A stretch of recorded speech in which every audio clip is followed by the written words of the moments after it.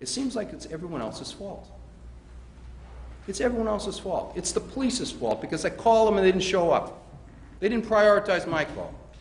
It's the kid's fault because you know what? There's a no trespassing sign at the back of that gas station. And if you really want a bird's eye view into the defendant's version of events, I want you to think about what Mr. Williams and Mr. Sachi, and I'm sorry if I butchered his name again, two impressive guys, his friends, impressive credentials, served their country honorably. Now, and they're here to support their friend. But when we asked them to follow about what he say, they both give us the defendant's version according to what the defendant told them. But what did both of them leave out? Neither of them told you the defendant told them that two people had been shot. His version was all self-serving. It was all about him. Not once did either of those fellas tell you, the defendant said to me, yeah, geez, two people got shot. Neither of them. That's a bird's eye view into what we're dealing with here. It's everyone else's problem, everyone else's fault. I'm the victim. Judge is going to instruct you on self-defense. I want you to consider just a couple of things in self-defense. One of the elements you'll hear about is imminent fear. And that means, hey, look, if I don't act now, something horrible is going to happen. So I got to act to protect myself, my family, my house, whatever it is. You got to act immediately. I asked the defendant, where's that gun? What do you do? He took the time to go under his bed, remove it from the case, take the shotgun shells that were stored with the gun in the case out of the box, taken one, loaded it, pumped it, and went out and stood facing outside of the window. Gun outside, the gun barrel outside of the window. And that goes on for at least a significant period of time. Now, do you do that?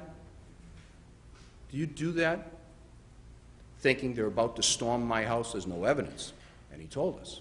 He had no evidence to suggest someone stormed my house. Consider that when you consider being in fear of imminent harm. Something is about to happen right away unless I fire that gun. What led up to firing the gun? How much time it took to do all the things I just described. Think of that when you think about imminent fear.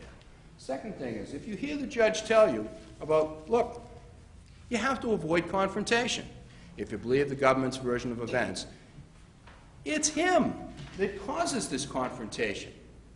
While I understand living beside this parking lot, I also understand that you've got to avoid confrontation, not be the person that causes the confrontation. And you can bet your life that some of these party goers, particularly the guy that from the Punta Finale that throws the bottle, it's an invitation to see a guy in a window, in the only lighted window of that side of the house, standing there with a gun just looking down at you. He's just inviting problem. That's not avoiding confrontation. That's causing the confrontation. Reasonable force. What is reasonable force? Did anyone fire at him? If you believe Coglietta's version of events as to what this defendant said, and you believe his witness testimony yesterday, he concedes no one fired at him. Is it reasonable to fire when no one fires at you? No one is storming the first floor. And he even concedes yesterday. I couldn't see exactly the first floor, but no one was coming toward my house. Is it reasonable to use the force necessary to fire a shotgun unless you have some further evidence